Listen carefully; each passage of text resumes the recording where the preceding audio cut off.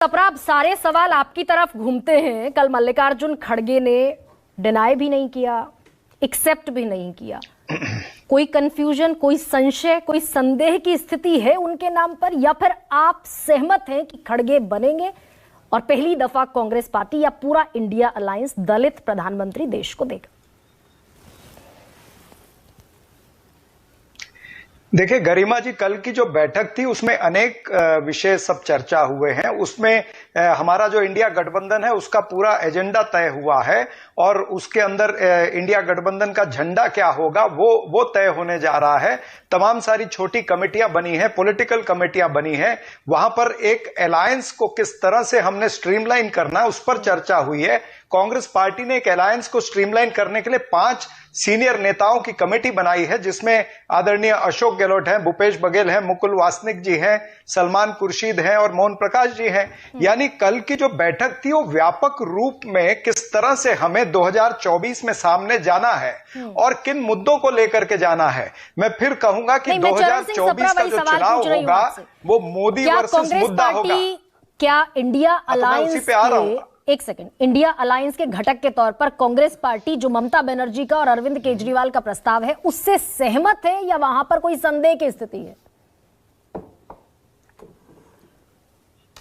नहीं, देखिए कोई संदेह की स्थिति नहीं है। अभी आपके चैनल पर ऑन रिकॉर्ड आपने दिखाया है कि ममता बनर्जी ने और आम आदमी पार्टी के प्रवक्ता ने इस बात का जिक्र किया है, लेकिन सच बात यह भी है कि आदरणीय मल्लिकार्जुन खड़गे जी ने वस्तु स्थिति कही है कि हमें पहले जीतना होगा, हमें ज्यादा सांसद चुन करके लाने पड़ेंगे। नेतृत्व बाद में तय हो सकता है। 2004 के चुनाव का मैं उल्लेख करना चाहूंगा। उस समय इंडिया शाइनिंग इतनी बड़ी कैंपेन चल रही थी और इंडिया शाइनिंग की कैंपेन के सामने हमारे पास में नेतृत्व कोई ऐसा चेहरा नहीं था। मात्र श्रीमती सोनिया गांधी जी का नेतृत्व था हमारे सामने, जिसके तहत हम सीटें जीत करके आई। कुछ प्री पोल अलायंस हुए, कुछ पोस्ट पोल अलायंस हुए, एक अच्छा गठबंधन बना और चेहरा डॉक्टर मनमोहन सिंह जी का आया।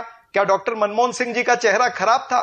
क्या डॉक्टर मनमोहन सिंह जी ने जो 10 साल सत्ता संभाली यूपीए की, क्या वो गलत तरीके से उन्होंने राज किया है वहां पर? तो ये तमाम सारी चीजें हैं जो हमारा इंडिया गठबंधन है उसके पास में चेहरे की कोई कमी नहीं है। इंडिया के पास में चेहरे की कोई कमी नहीं है। नहीं, ये शिवम को दूसरे चैनलों की आदत है ना। चरण सिंह सप्रा, ये दूसरे चैनलों की आदत है। नहीं, आदत नहीं है। शिवम टाकी का उतना ही जवाब है बस। चरण सिंह सप्रा, एक सवाल, दूसरे चैनलों की आदत है ना, गोदी मीडिया की। जाया हो रहा है, वक्त जाया हो रहा है।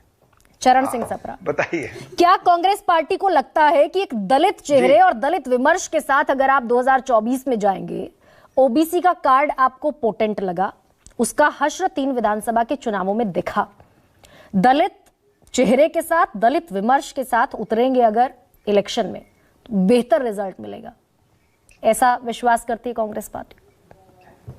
देखिए, मैं आपको विनंती करूंगा, कृपया करके मेरी पूरी बात सुनिए। एक चुनाव जो है, लोकसभा का चुनाव जो है, जो देश का चुनाव है, वो मात्र एक मुद्दे से नहीं जीता जाएगा, अनेक मुद्दे होंगे उसमें। इसीलिए मैंने कहा कि मोदी वर्सेस मुद्दा होगा। इसमें बेरोजगारी का मुद्दा होगा, महंगाई का मुद्दा होगा, किसान उत्पीड़न का मुद्दा होगा, किसानों को जो इन्होंने एमएसपी C2 प्लस 50% वादा किया है वो मुद्दा भी होगा, दलित उत्पीड़न का मुद्दा होगा, आदिवासी उत्पीड़न का मुद्दा होगा, महिला उत्पीड़न का मुद्दा होगा, और सबसे बड़ा मुद्दा, जिस तरह से ये ठोक तंत्र से पार्लियामेंट को चला रहे हैं, जो हम देख रहे हैं कि 143 सांसद सस्पेंड हुए, लेकिन प्रताप सिन्हा पर कोई कार्रवाई नहीं हुई। मात्र प्रताप सिन्हा को बचाने के लिए और अमित शाह को बचाने के लिए इन्होंने 143 जो है लोकतंत्र के रक्षक जो है उनको सस्पेंड कर दिया। यानी खुलेआम हिटलर राज चल रहा है। तो ये भी एक मुद्दा होगा। तो 2024 का चुनाव जो होगा वो व्यापक रूप से अनेक मुद्दों पर होगा। निश्चित रूप से उसमें ओबीसी का मुद्दा भी होगा। हम उसको खारिज नहीं कर रहे हैं। आप पोटेंट कहते हैं लेकिन हम उसको पोटेंट नहीं कहते हैं। वो एक बड़ा मुद्दा होगा, जातिगत जनगणना का। और साथ में अनेक सारे मुद्दे जिस तरह से मैंने गिनाए, ये एक व्यापक रूप से हमको चुनाव के अंदर जाना पड़ेगा। हम हमारे चुनाव प्रचार को सीमित नहीं रख सकते, छोटा नहीं रख सकते। और नेतृत्व किसका होगा? लेकिन ये तो कांग्रेस पार्टी का नेतृत्व होना भी है तो कांग्रेस वर्किंग कमेटी है ना। अगर आप इंडिया अलायंस के किसी चेहरे को प्रोजेक्ट करते हैं तो ये तो रफ्तार को और बढ़ावा देगा ना, ये सीमित नहीं करेगा। पर खैर, राजीव राय, मैं इसका भी उत्तर देता हूं। देखिए, नहीं, एक मिनट, मैं इसका उत्तर दे दूं। लोकतंत्र के अंदर, भारत का जो लोकतंत्र की प्रणाली है, इसमें प्रेसिडेंशियल फॉर्म ऑफ इलेक्शन नहीं है, इसमें चेहरों की लड़ाई नहीं होती है, आज तक नहीं हुई है। इसके अंदर संसदीय प्रणाली में जो व्यवस्था है वो उसके तहत चुनाव होता है। हमारा प्रेसिडेंशियल फॉर्म ऑफ गवर्नमेंट नहीं है, इसलिए इसके ऊपर बहुत ज्यादा चर्चा करने की जरूरत नहीं है। तो ये भारतीय जनता पार्टी का ट्रैप है, चरण सिंह चेहरों सप्रा की नजर लड़ाई आ रही बीजेपी का ट्रैप है। ये दुविधा जो नजर आ रही है, क्या इसलिए भी नजर आ रही है कि दलित वोट बैंक, जो एक समय पर आपका कोर वोट बैंक माना जाता था, वो ओवर द ईयर्स छिटक गया? उत्तर प्रदेश में आपकी कोई सीट नहीं, 84 सीटों में से आपकी मात्र 5 सीटें हैं।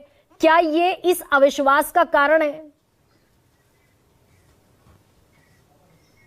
नहीं, आपको क्या लगता है कि दलित वोट बैंक खाली उत्तर प्रदेश में है? मैं दलित तो पूरे वोट बैंक देश क्या की बात केरला कर में रही नहीं हूं। है? 84 दलित सीटें वोट बैंक क्या तमिलनाडु में नहीं है ना? तो मैं भी, आपने उदाहरण मात्र उत्तर प्रदेश का दिया, इसलिए मैं कह रहा हूं। दलित वोट बैंक क्या पंजाब में नहीं है? दलित वोट बैंक क्या महाराष्ट्र में नहीं? पूरे देश के अंदर है, हर राज्य के अंदर है। और हमारा कहीं भी वोट बैंक, दलित वोट बैंक छटका नहीं है। ठीक है, कहीं थोड़ा सा कम हुआ तो हमारा प्रयास रहेगा उसको बढ़ाने में, उसके लिए हम अपनी नीति बनाएंगे। तो 5 से 50 लाने की हमारी जवाबदारी है ना। यही तो मैं कह रहा हूं कि अनेक मुद्दों पर चुनाव होगा, और ये 84 में से जो 5 आप कह रहे हैं, 5 से हम 50 पर इसको लेकर के आएंगे। ठीक है, राजीव।